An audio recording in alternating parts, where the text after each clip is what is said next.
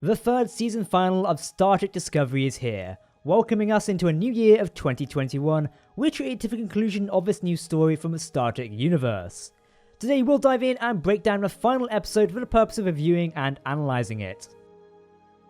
Hello everyone, my name is Captain Jack and welcome to Trek Central. The 13th episode of Season 3, titled That Hope Is You Part 2, aired today via CBS All Access and CTV Sci-Fi. The episode was originally set to be named Outside, referring to Su'Kal and his fear of the outside world. However, the episode name is now changed to be a continuation of the first episode of Season 3, which was called That Hope Is You Part 1. Co-showrunner Michelle Paradise returns to write this episode, with it being directed by Orlando Sunai, who has directed a number of episodes in this season so far. The official summary reads as follows. As the Emerald Chain tightens its grip and the mystery of the burn is finally solved, Burnham and the crew have one last chance to save themselves and the Federation. If you want to keep up to date on all the latest Star Trek news, lore and more, then make sure to hit that subscribe button to never miss a video from the team here at Trek Central. Spoiler warning, we're diving into the latest spoilers from Star Trek Discovery Season 3. If you've not seen the final episode, turn away now. This episode, being just about an hour long, is dense with content, so this review will be splitting a breakdown into cohesive sections. First off, let's start with the Discovery sections of this episode. With the talks of the Federation and Emerald Chain alliance having broken down last week, the Discovery is now under fire by the joint Federation fleet inside the bubble, with Asira trying to flee with the ship, now without its spore drive pilot of Stamets. It does seem that the refits the Federation gave the Discovery are way too strong. At the beginning of the season, one quantum torpedo considered a massive amount of damage to Discovery, but now the Discovery can sustain itself pretty well, against a fleet of 32nd century starships, the likes of which include the USS Voyager J and the USS Nog. Now the Navarre fleet does arrive. Sadly we don't get a good look of them, so we'll love if we see more of them in the future. Hopefully they incorporate Vulcan and Romulan ship designs. It would be really interesting if the ship designs are a mix of Vulcan and Romulan designs, which we've seen in previous iterations of Star Trek before. Hopefully in Season 4, or later media, we'll be able to explore this more. Even though Asira is very much outnumbered, Burnham convinces Admiral Nance to let them go, as she knows Asira is going to use a pesticide used on Quajon to contaminate the Federation ships if backed into a corner. Admiral Vance's decision to let Discovery go was an interesting one. He's also joined on the command deck by Kovac, the mysterious gentleman played by David Cronenberg. We'll talk about him in a moment. While some would criticise Vance's decision, he clearly knows to trust Commander Burnham at this point in time, although he is taking a big risk in doing so. Honestly, we'll likely make a video about this, but Admiral Vance is one of the best characters that was introduced in Star Trek Discovery Season 3. Hopefully we'll see more of him in the future, maybe through a book or something, but it'd be great to hear and see more about his past, as he seems like a stellar Starfleet officer. Maybe something of him and Senator? Kovac continues to be mysterious in this episode, sort of just standing alongside Vance, offering a few comments here and there. At first thought, some of us had the idea and theory that Kovac could be revealed as the Federation president, secretly just keeping it on the lowdown. However, I now think he's likely some sort of intelligence director, working closely with everyone so they're all on the same page. More information is needed on his character, but we know he'll be back in Season 4, so hopefully we'll get answers to our questions there. The Discovery and Meridian escape from Federation HQ, with the Federation fleet and the Navarre fleet on its tail. Michael managed to send a coded message to Tilly to get them to blow up the conductor between the Discovery and its nacelle to drop it out of warp. We do get a bait of death with Owo, who is the only standing bridge officer to make it to the nacelle to blow it up. I actually did think they were going to kill off Owo, but before the bomb goes off, she is rescued by the dot droid, which obviously contains the sphere data. Part of me thinks a character death could have been more impactful, but it seems the writers do not want to do that for some reason. I do wonder if perhaps Discovery's writers are too afraid to kill off an actual Discovery crew member, after the mistake and backlash from Dr. Culber's death in Season 1. Then again, they did kill off Ariam in Season 2, so I don't know what's going on here.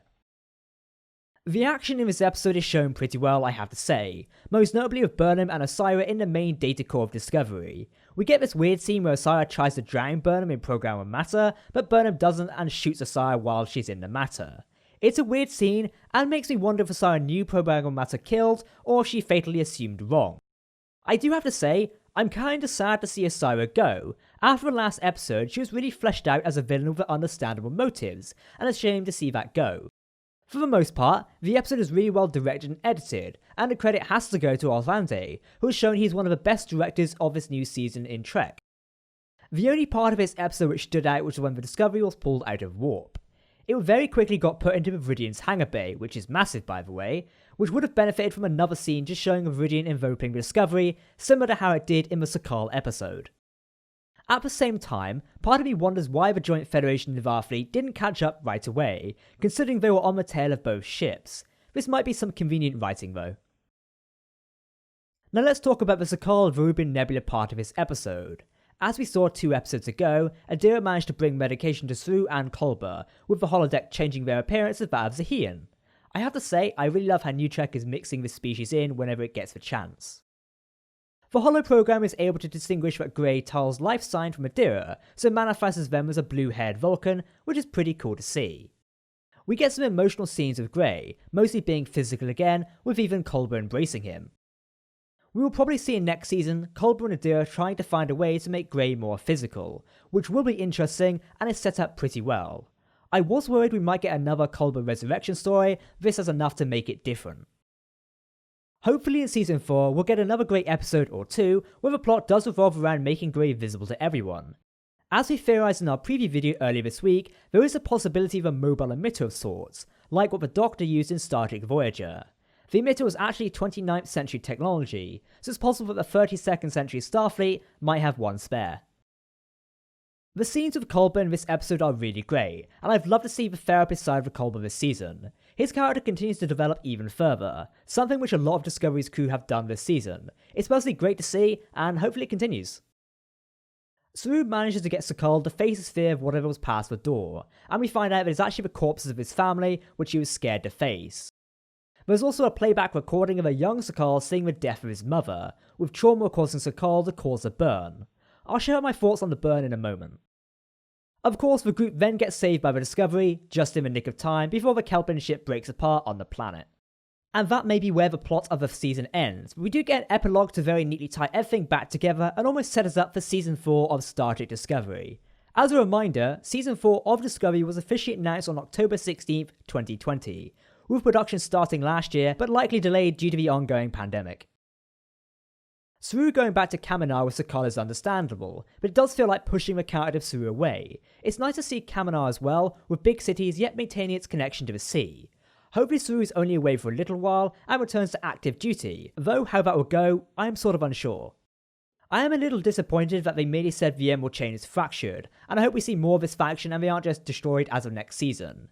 The discussions between Dadman and Asaya were so good, and I'd like to see that follow up maybe with Relio as the new Minister of the Emerald Chain. Seeing all the leaders we had met during the season appear at the Federation HQ was really nice, from the Trill leader to President Tirana, who was obviously a welcome sight considering they came to aid the Federation. And the thing that actually redeems this episode is Lieutenant Sahil, the man who was truly a patriot to the Federation, being alone for 40 years doing his part, and now he's finally a commissioned officer and it just feels very full circle. I am so glad the writers did not forget about this man, and hopefully we get to see more of Lieutenant Sahil in the future. The USS Discovery is now given the job of shipping dilithium to far worlds, and helping him rejoin the Federation. With Saru off on Kaminar with Sakal, Admiral Vance gives the captaincy of Discovery to Michael Burnham.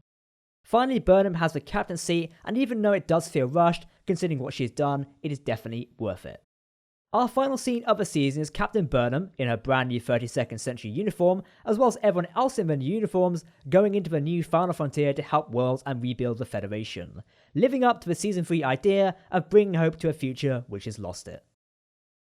Let's talk about the specifics in this review section.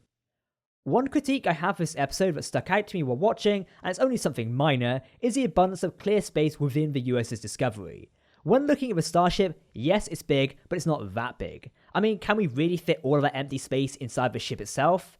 At the end of the day, it's top tier rather generic sci-fi to show these scenes, and it does work well to create suspense, action, and dramatic epic moments. Other iterations of Star Trek have shown us the idea of more space inside a starship than it appears. With Star Trek Enterprise's episode, Future Tense, featuring a ship from the 31st century that appears slightly bigger than a 22nd century escape pod, yet has most of the space on the inside. Think bigger on the inside. Personally, it still just sticks out to me, as Discovery itself was built in the 23rd century, while yes it was refitted, but did they really add all of this in? I'm not sure, maybe some further thought on this is needed. I feel like showing this new big on the inside tech in the previous episode would have been much better. Sure, we know the 31st century tech can do this, but showing it previously in the series would have helped a lot more. Personally, I do view this season finale as maybe the strongest of all the new live action Trek, but that isn't saying much. As said previously, this episode was directed and edited extremely well. Even if Atlanta used a lot of spinny camera action, it was extremely well done. The story for the most part was okay, but did suffer from trying to bring all of this to close really quickly. If even we got to 1 or 2 more episodes, I feel like I could have done much better. It does make me wonder why we're limited to such short episodes for new shows like Star Trek Discovery. A whole 13 episodes does not seem to tie the story up well and leaves many things mashed together. Likely it's down to cost, as to run a production like Star Trek Discovery must cost a fortune, so limiting to 13 episodes does make more sense. Though, with season 2 having 14, I do think we could have done with an extra 1 or 2 episodes to flesh things out more. Let me know what you think. Now, Discovery seems to be heading towards what appears to be an episodic style of storytelling for the next season, or at least could be with episodes showing different adventures as the crew reconnects with old planets and star bases. And personally, I think they should. This season did a great job of showing us this brand new frontier. Now I think we should be able to inhabit it and see what interesting stories follow forward. Essentially, this episodic style could give us a new look at the future, exploring topics of social and political issues like older iterations of Trek have done in the past. Think The Next Generation, where 1 week Picard is doing a peace negotiation, while next week it will be stopping a civil war or something. Honestly, I think this could work really well. Talking about the ending of this episode and season, I was not totally surprised to see that Michael Burnham had become captain of the Discovery. The show itself has hinted and made it obvious on at least one occasion. Michelle Yeoh's Philippa Georgiou even suggested it before travelling through the Guardian of Forever. While I do not really have a problem with Burnham being captain, I do find myself concerned with what will happen to Saru. His character development of him becoming captain and taking Discovery into the unknowns of the 32nd century worked really well in this season, and it kinda undermines him if he's no longer captain. All that character development is sort of a waste in a manner of speaking. We'll have to see in season 4 how well Michael Burnham actually does as a captain of a starship, and whether she can deal with the situation she finds herself in. Michael as a character is very good at going with her own ideas, but when you're captain, you need to rely on your crew and make sure they get home safely. Quickly speaking about the burn, while I've mentioned before that Sakal causing is a very Star Trek approach to storytelling, I do personally find myself disappointed that there is not some bigger plot thread or threat at hand here. Something like the Vidrash or another villain could have done really well, but then again, that could be considered cliché storytelling. Either way, we might get more on this in the future, there's still room to add new information. To round out this review, overall the season final was some quality science fiction Star Trek media. Personally, it's not jaw-dropping, and several plot developments have left me feeling let down by the writing, specifically referring to Osira and The Burn, as I thought both could have been developed even further and taken into a new season, as well as to further push it along more. Though, Season 3 has been a breath of fresh air to Discovery for me, the show has finally found its footing and will hopefully continue to develop this new area of Star Trek universe even more in Season 4, which will hopefully be out sometime next year. More news on that later this month. That wraps up our final Star Trek Discovery Season 3 review. Thank you for joining us over the last 13 weeks of Discovery. It certainly has been an enjoyable experience sharing our thoughts and reading all of your comments. Remember, leave your thoughts and opinions on this episode via the comment section below. We'll also be dropping a full season review later on this month. If you want to keep up to date on the latest Star Trek news, lore and more, then make sure to hit that subscribe button to never miss a video from the team here at Trek Central. You can also follow us on social media or join our community Discord server. We'll also be live this Sunday at 9 PM GMT to talk and share our thoughts not only on the final episode, but the season of Discovery as a whole via our weekly Trek Central live stream. Tune in to join the discussion. That's 9 PM this week on Sunday via this channel. For now, I've been Captain Jack, thanks for watching and we'll see you next time. Live long and prosper, my friends.